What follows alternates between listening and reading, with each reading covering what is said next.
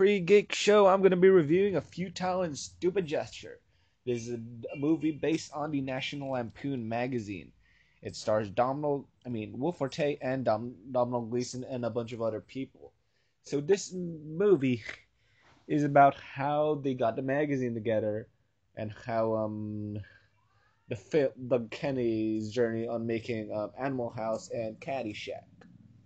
Um, I will delve into my minor spoilers, but since this is based on a true story, then I'm just basically saying what happened in real life.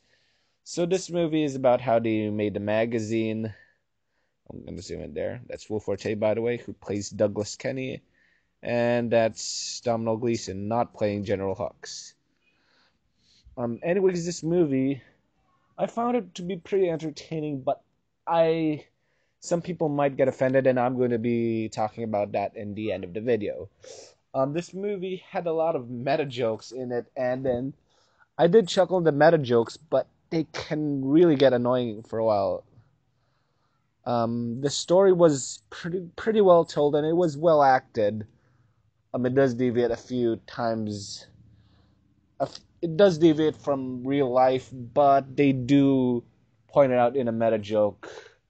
And it is nice seeing how it is decent to see how some people, like some pretty famous celebrities, are portrayed. Because if you know National Lampoon, they also had a radio show, and they had a bunch of pretty well-known names like Bill Murray, Ivan Reitman, who's the guy who goes, Harold Ramis, and Chevy Chase, and a bunch of other people in the comic stuff.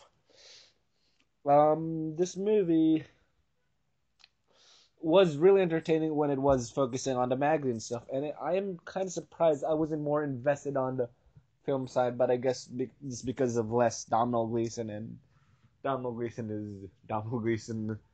He's in Star Wars, Peter Rabbit, Ex Machina. He's in The Revenant. He was in 2 Best Picture movies in 2015. He was in Star Wars. He was in Revenant, and I think Carol. He was also in Ex Machina, which won an Oscar for Best Visual Effects. That was one of the most shocking, surprising Oscar wins. It defeated Mad Max. I'm more shocked it defeated Mad Max than Star Wars, because Mad Max was piling up all the awards, and Ex Machina one was whoa, that came out of left field. And anyways, it was also in The Force Awakens, and he wasn't invited.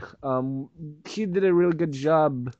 He is missing for pretty much the back half of the movie. He's almost not there.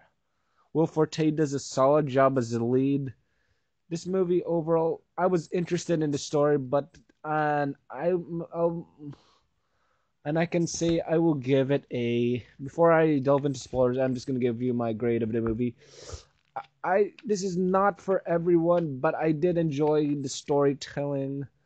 I was interested on seeing how it happened. It's not the most accurate account, but I did like it quite a bit. I think I give it a 3.5 out of 5. I'm giving it higher than most people. So it's basically a 7 out of 10, because I was really interested in this movie and I really quite enjoyed it. Now, for spoilers, as you know, Doug Kenny is dead, and he committed suicide. So what they basically did was get an actor to play an older version of Doug Kenny, and I wasn't aware of this first because I'm stupid, stupid and futile gesture. I'm stupid, and I didn't realize Doug Kenny was dead, and they got a narrator to portray him as if he were alive, and that is not the most